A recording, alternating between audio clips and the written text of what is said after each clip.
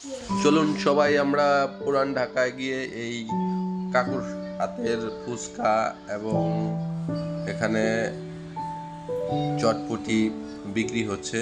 তো চটপটির যে ভিড় দেখে এখানে আমি খেতে চলে গেলাম। তো আসলে কাকু অনেক সুন্দরভাবে ফুচকা এবং চটপটি বিক্রি করে। তবে ফুটপাতে থাকলেও পরিবেশটা অনেক সুন্দর। কাকুর হাতের চটপটি খেয়ে সবাই একদম অবাক হয়ে গেল যে আসলে কাকু ফুটপাত কত হতে পারে, কিন্তু স্বাদটা কিন্তু ফুটপাতের মতো নয়। এটা একদম সুন্দর বড় হোটেলের মতো স্বাদ। তো আপনারা এখানে আসতে পারেন পুরান ঢাকার শাঁখারী বাজারের সামনেই। তো কাকু অনেক সুন্দরভাবে এই চটপটিগুলো পরিবেশ সহকারে উনি খাবারগুলো তৈরি করেন।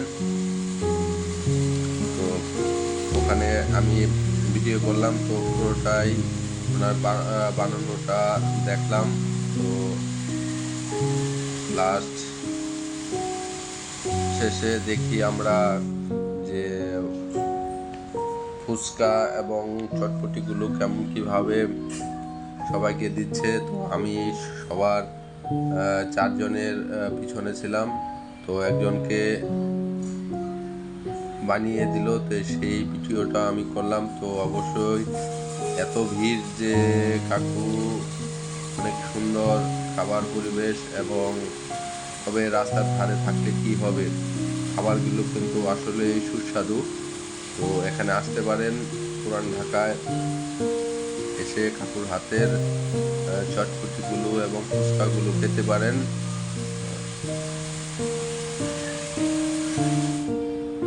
সুন্দর পরিবেশ দেখুন।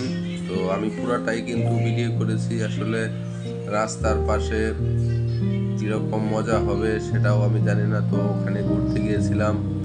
তো ঘুরতে গিয়ে দেখি যে না, আমি সর্বপ্রথম মনে করেছিলাম না আমি রাস্তার ধারে খাবার খাবো না, কিন্তু যে দেখি যে না, অনেকটাই আসলে ভিড় কেন।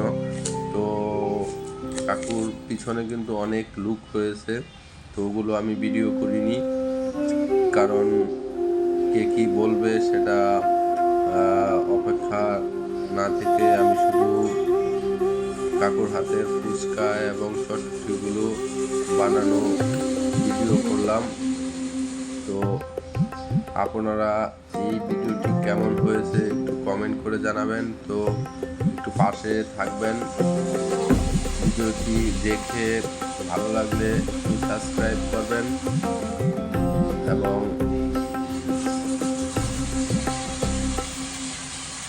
দেখুন পরিবেশটা কেমন। পরিবেশটা কিন্তু অনেক, এবং তার খাবার খাবার দেওয়ার পরিবেশটাও অনেক সুন্দর। রাস্তার ধারে থাকলে কি হবে, আসলে এসব খাবার রাস্তার ধারেই অনেক সুন্দর মজাদার খাবার পাওয়া যায়।